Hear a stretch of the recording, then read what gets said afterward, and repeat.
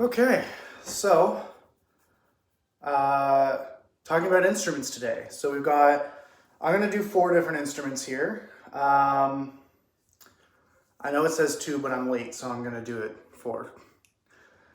Also, it's a resource for me. Also, one of them doesn't really count. I'm using trumpet. Speaking of, we'll do top down. Trumpet comes in 2 parts. Got the main body, got the mouthpiece. Most mouthpieces for trumpet, for student models, you see 7 Cs. Doesn't really matter what you get them to play on as long as it's a trumpet mouthpiece and it gets them to fit in.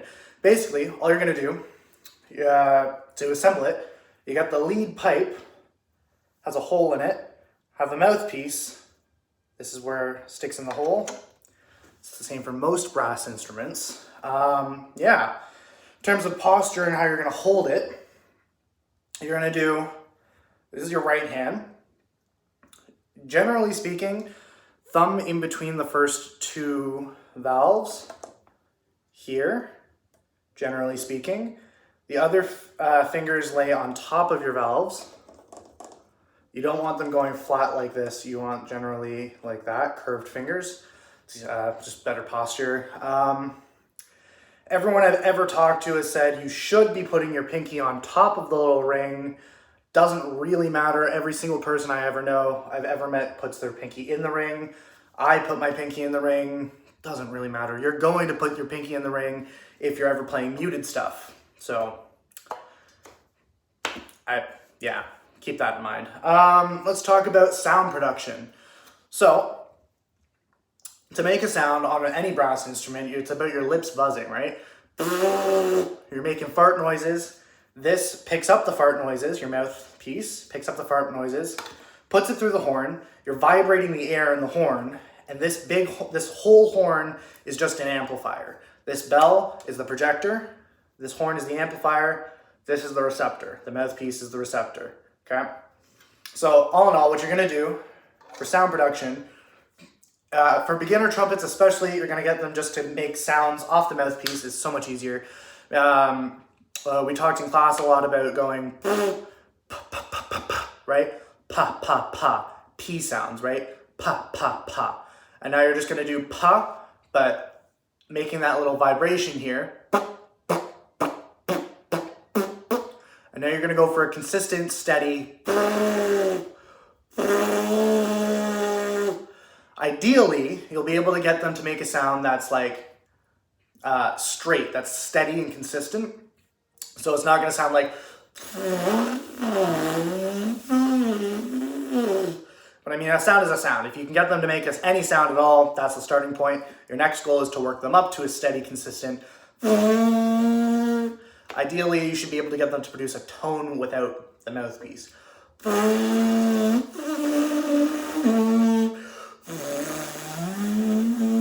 Right? You can kind of hear how, I don't know if it's going to show up on the video, but you can kind of hear how it's going. Right? The way you get those pitches is by kind of keeping a steady, stable corners, right? The corners of your lips shouldn't be moving too much. And they shouldn't be necessarily stiff, but they shouldn't be able to move them, right? So that little opening that we have the air coming out of is called the aperture. That's where the air comes out and that's what makes the sound. Controlling the aperture is going to get you different harmonics on the instrument, right? So when you put it together, when you put the mouthpiece to your mouth and you start buzzing,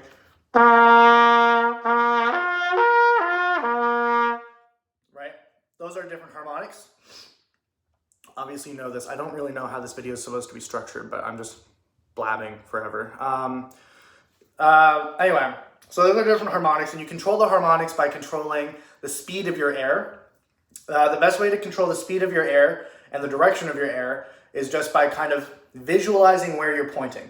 So I've heard it explained as, imagine you have a paper in front of you, like a sheet of loose paper. Actually, I came prepared. I have a sheet of loose paper. Okay. So what you're gonna do is you're imagining your air is kind of like a straw, right? You're directing it. You should be able to blow the paper in front of you.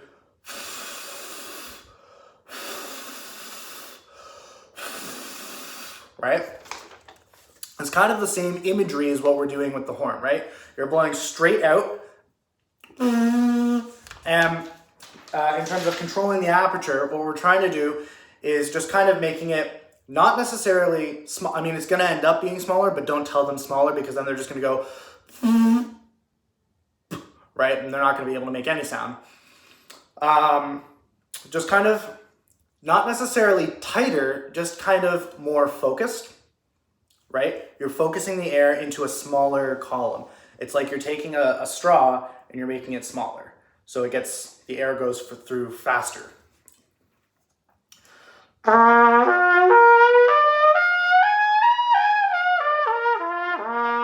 Okay. That's sound production. Next we have our valves. These on a trumpet, and we'll talk about euphonium and tuba later that are also valved. I don't know if the one I'm using is valves or pistons. Sorry, pistons or rotaries. Anyway, these ones are piston valves because they go up and down, up and down, up and down. It's like a piston, right? The valves, you can unscrew them. And this is what they look like on the inside, right? You've got this little white cap. Sometimes this one's made out of plastic or nylon or something. You can get them, older models have them made out of metal.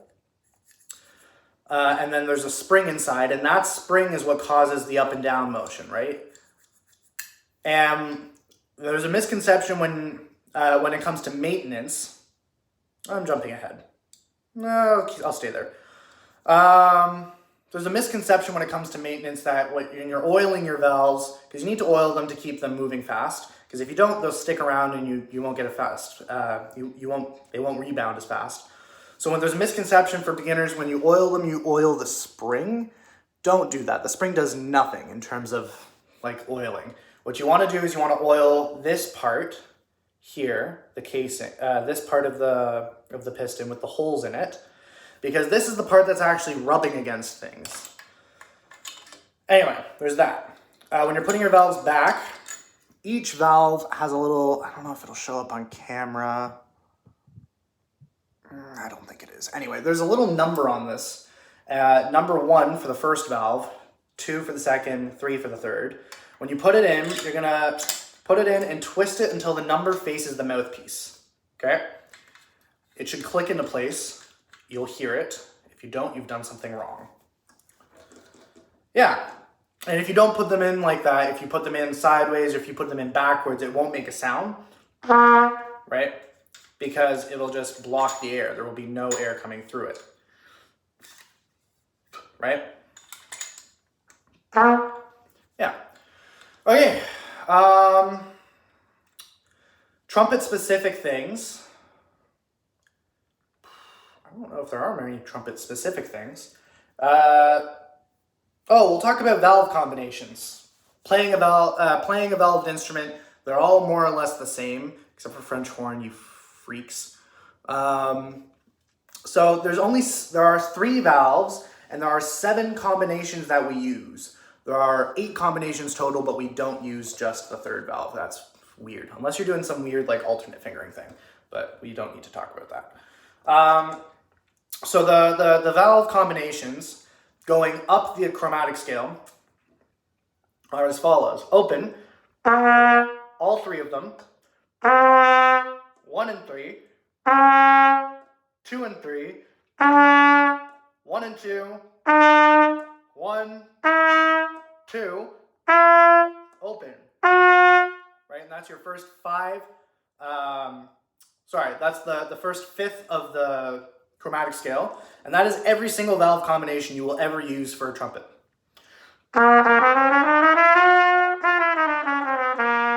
Right? Going up, all you're really doing is you're knocking off bits of the scale. So you're knocking off the bottom bit. So if you're doing, technically G is 1 and 3, And so you're just starting the same pattern, but without the 1, 2, and 3, right? So instead of 1, 2, 3, 1, 3, 2, 3, 1, 2, 1, 2, open. Instead of that, it's 2, 3, 1, 2, 2, 2, open. And now you're knocking off 2, 3. Da, da, da, da. And now you're knocking off 1 and 2. Da, da, da. Right? It gets a little funky up there, but all you're really doing is looking for intonation. But anyway, so it's the pattern is the main point. You're knocking off the bottom one. You're just going.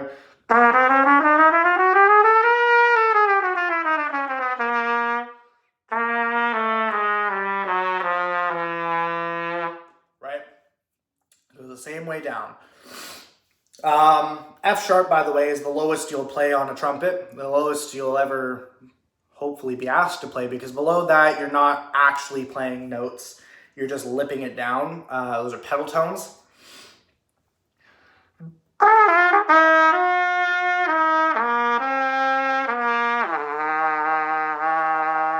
Right, that's not an actual note. I'm just lipping it down so that it hits that F. Yeah, that's the main gist of it. Trumpet has spit valves. Almost all of these instruments have spit valves. You've got 2 main spit valves you'll ever see on a trumpet. This is on your main tuning slide, right? So this is your lead pipe, and there's a spit valve right on the end there. You don't want to blow too hard when you're trying to clear the spit, right? Just a light little breath of air, right? You can even wiggle some fingers sometimes.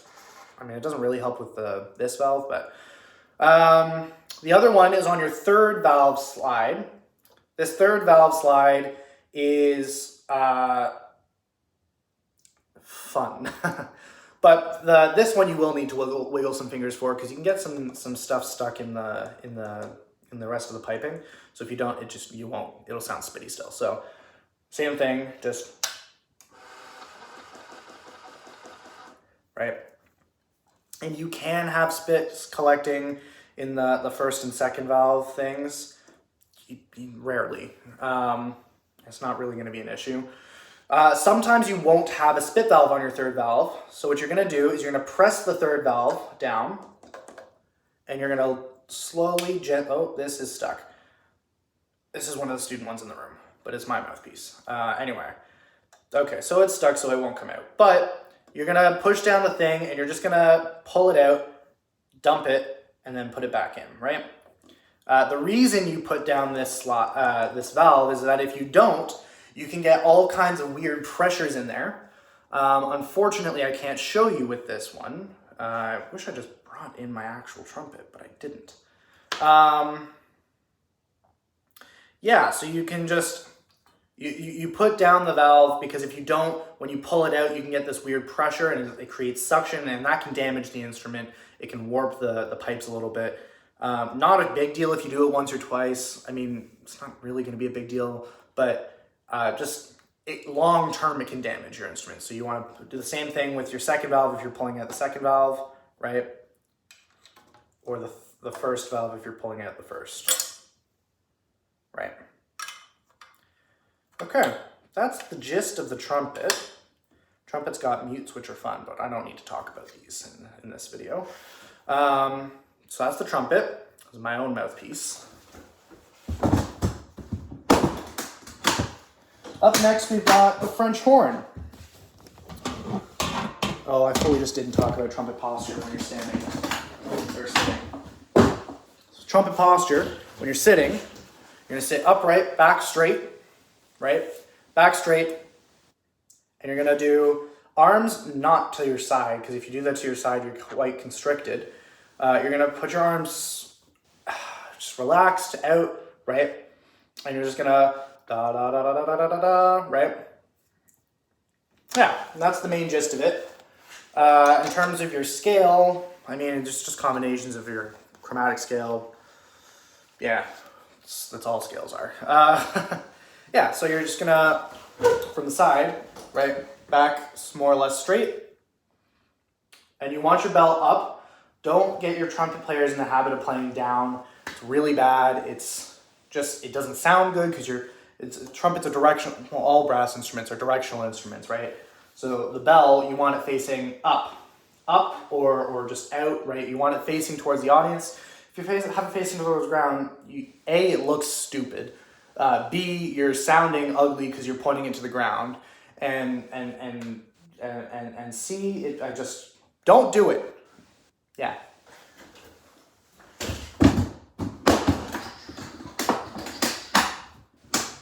French horn. Okay. French horn, much the same as trumpet. Two main parts. The main instrument, the mouthpiece. Mouthpiece goes into here. Okay. The posture for French horn is a little bit different because what you're going to do, you're going to wave to the queen. No, the king. Queen's dead. You're going to wave, you're going to a little bit of curvature, right? And you're going to put that in your bell. And the bell is going to kind of face back a little bit forward, right? Sorry, a little bit to the side, a little bit back.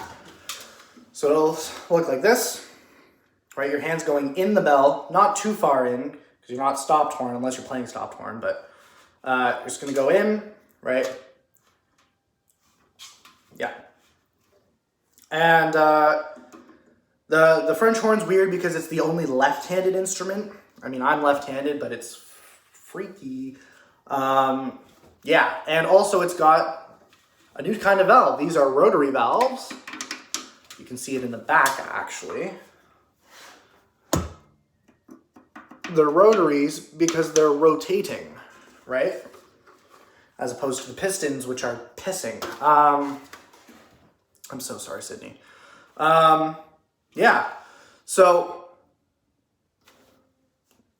what you're going to do is you're going to hold this much the way that the trumpet has a ring. You're going to put your pinky through the ring. I don't know if you're supposed to do that for French horn, but I'm pretty sure you are. You're going to put your fingers on your valves. Much the same as trumpet, you don't want them like this. You don't want flat fingers because it's awkward, it feels ugly, and it's not good posture. Try to get your fingers as curved as you can. Some French horns are we call them double horns because they have a fourth rotary valve.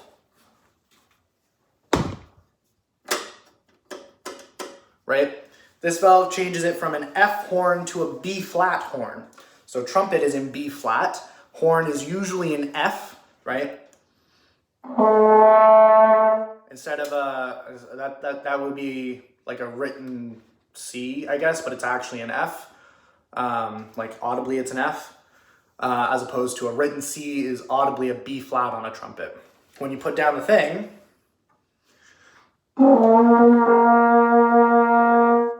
audibly now it's a B flat. There's the F, there we go. It's like, that's not quite right.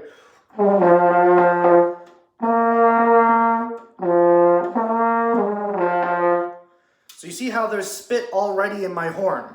What we're going to do to clear that, we're going to take our mouthpiece out. This is the first step. It is the most important step because if you don't, A, you're going to get spit in your mouthpiece, or B, your mouthpiece is going to fall out. And you're going to have spit on the mouthpiece because it's going to fall on the gross, disgusting, spitty floor. You're going to put the mouthpiece down. That's in the case right there. You're going to take the horn and you're going to rotate it. Depending on where the spit is, you're going to have to rotate it either way. Usually you're going to have to rotate it this way, which is counterclockwise, I think. And you'll see spit comes out the thing. You can give it a few more turns. You can give some turns the other way, and that gives it out the bell, except for I don't think there should be any in this. I didn't see any. Okay. So, that's clearing the spit from your French horn. Be very careful, make sure you take the mouthpiece out. Horns, a little weird in terms of the fingerings. They've got, like, kind of the same as trumpet, but up the octave. And not really the same. I mean, if you put down the trigger, it's all the same, because it's now a B-flat instrument.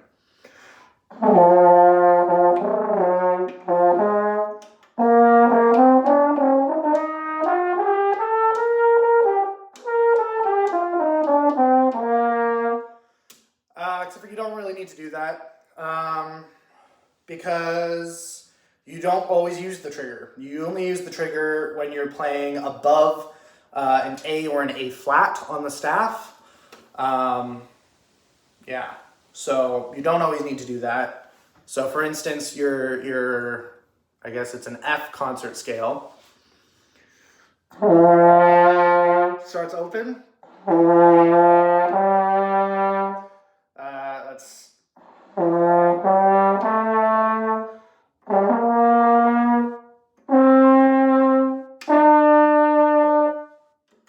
trigger.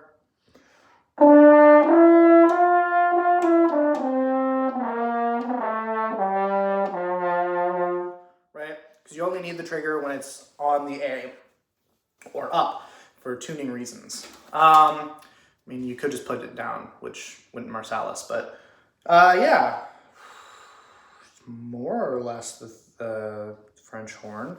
You want to make sure when you're playing French horn that your hand doesn't go too far in the bell, because if it does, it'll sound really weird. Right, it's really out of tune. You don't want it too far out of the bell, because that's also out of tune, but the other way. You just want it a little bit in.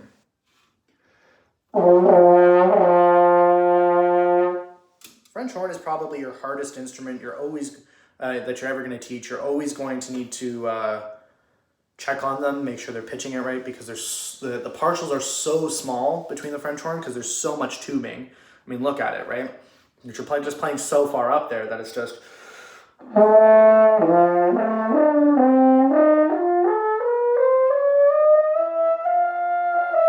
Right? You got like quarter tones in there, right? But the point is that you're always going to need to check on the French horns because they're never going to be playing it right. Yeah, that's more or less the gist of it. I'm going to put this little guy away. My sister plays French horn. She played it from grade 6 until grade 12, and then minored in music when she went to university, so I don't know if she must have kept playing it. Anyway, we're going to do euphonium now. Euphonium's a fun little guy.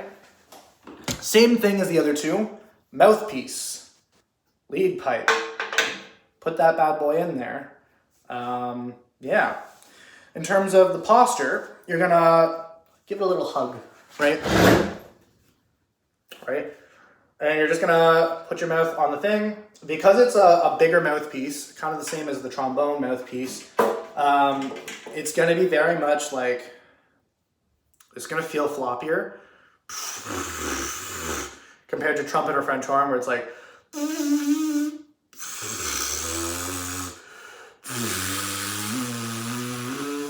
right?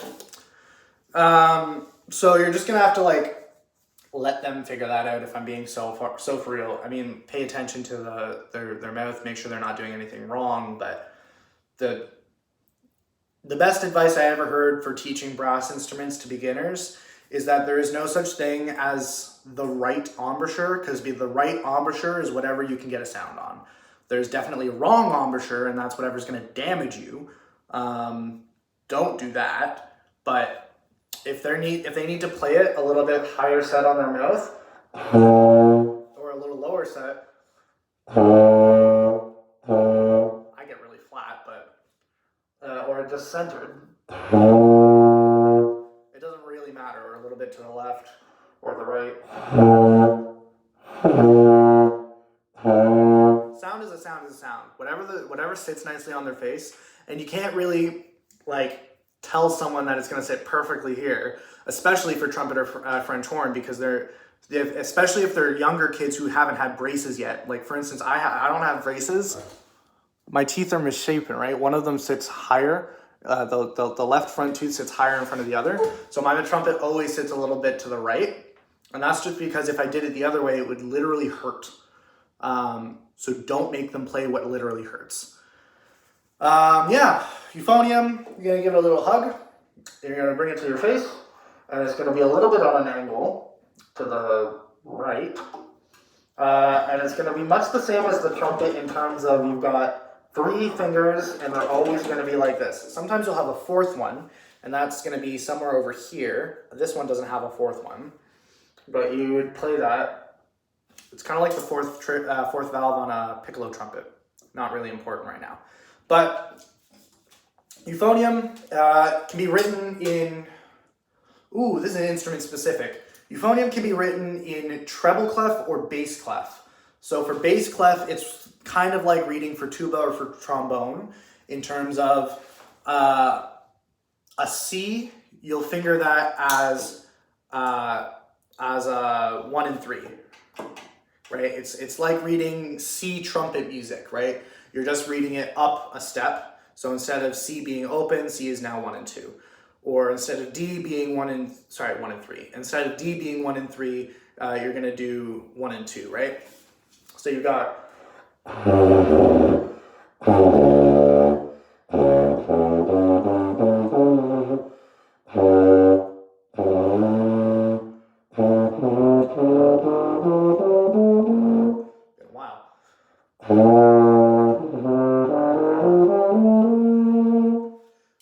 generally speaking, that you're gonna need to tongue harder for bigger instruments because it just takes more for the tongue to register.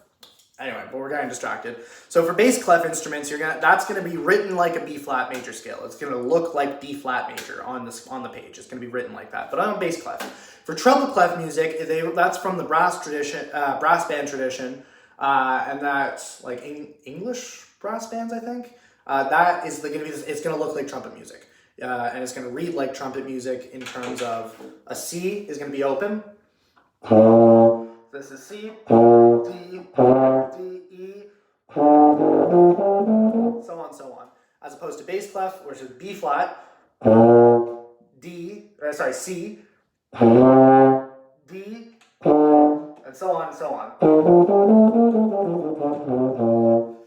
The fingerings on euphonium are the exact same as trumpet in terms of the chromatics, right? So it's the same combinations, right? So going down, you've got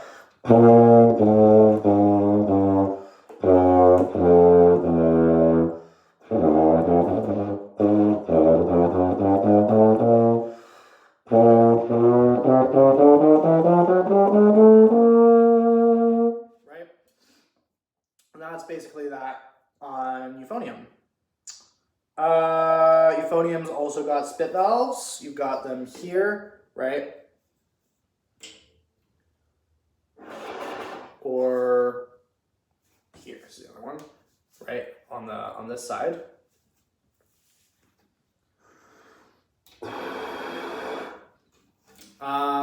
One thing I didn't say about the French horn, sometimes the spit hides. So you have to undo some of you have to pull out some of the tubing and just kind of give it a little tip. Yeah, that's that. Euphonium, more or less the same. Sorry, not the same as that. More or less what I was saying earlier. I don't think there's really anything instrument specific on it, other than that whole brass band, treble clef, bass clef thing. I mean, ideally you teach your students to read them in both, but I mean, either one's really fine. If they ever pursue euphonium, they're gonna need to learn both. And if they ever pursue music, they're gonna need to learn how to read treble and bass clef, but for beginners, stick them to one. Stick them to one and it'll be fine. You can get them to read out of the trombone book for like Red Book and stuff like that. Instead of having to go buy a whole new book, you can just have them read off the trombone part because it's the same more or less. Okay. Tuba. I want it noted that these are not I'm not going to play the tuba because I don't want to wash the mouthpiece. Tuba, big old honker that it is. It's huge. Same thing as every other brass instrument except for freaking trombone. Mouthpiece, pipe, pipe, put it in. What you're going to do to play it is you're gonna bring it to your face, right? So that you're playing it, so you're not like going forward like that. That'll look weird, it'll sound weird, it'll just be weird. This one has rotaries. Except for one of the rotaries is stuck. But yeah, more or less the same as euphonium, but bigger. Euphonium with the finger combinations, right? This one's got a fourth one. Yeah. The rotaries, you can have piston ones. I was playing on a piston one. This one's a rotary one. In terms of oiling the rotaries, you're going to take the cap off the back of them. This is the cap. You're going to unscrew the cap. You're going to take some oil. You're just going to put a few drops in there. And you're going to recap it, and that's about it. Tuba is really freaking big. The mouthpiece is huge. Okay? This mouthpiece, freaking massive. And in terms of sound production, you will be using your entire lips. If you just go like if you're thinking like trumpet mouthpiece, you've got, right? It's like I'm smoking a cigarette, but in reverse. For tuba mouthpiece, it's going to be like this.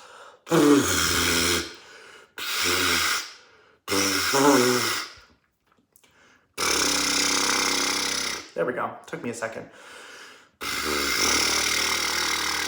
You're going to be using your whole lips. It's going to feel like they're flapping, and that's okay. It's going to take a huge amount of air to play the tuba because there's so little back pressure that you're just going to be blowing, right? Take as many breaths as you need. Make sure your kids don't pass out. That's the gist of it. Yeah. I don't think there's really anything specific about this. Oh, the fingerings for tuba. Tuba is a C instrument like euphonium. So you're going to play, so it's going to look like you're reading C music on trumpet in terms of a C is going to be 1 and 3 as opposed to open. You're going to be reading it down, up a step rather. So C, D, E, F, G, A, B, flat, B flat. Nope, sorry, I did that wrong. B flat, there we go. Having a brain moment, but I've already recorded, oh fuck, half an hour, I'm so sorry. Watch this on 2 times speed. B flat, C, D, E flat, F, G, A, B flat, right? This is how it's gonna look. Or C, D, E, F, G, A, B, C. Yeah, because it's like a D major scale for trumpet. Yeah, specific things for tuba. Oh, lay it on its bell when you're kind of putting it down like that, because there's really no other way to do that. For trumpet, don't lay it on its bell because it's going to be unstable and it's going to fall over. So don't lay it on the bell unless you have like a stand, like a trumpet stand. Don't lay trumpet on, so I forgot about this, but it's kind of very important. So there's a second valve pipe, right? Don't lay it down on this pipe because it'll dent and it'll sound ugly and it'll make your tuning ugly and it'll look ugly and it's bad and it's unnecessary repairs. So just lay it down like this with this sticking up instead of like this where it's sticking down because it's bad. Yeah, can't really think of anything else. At least in terms of for beginner stuff. So sorry I made you watch a 35-minute video. Guess I'll tell you to watch it on 2 times speed in the submission, but thanks.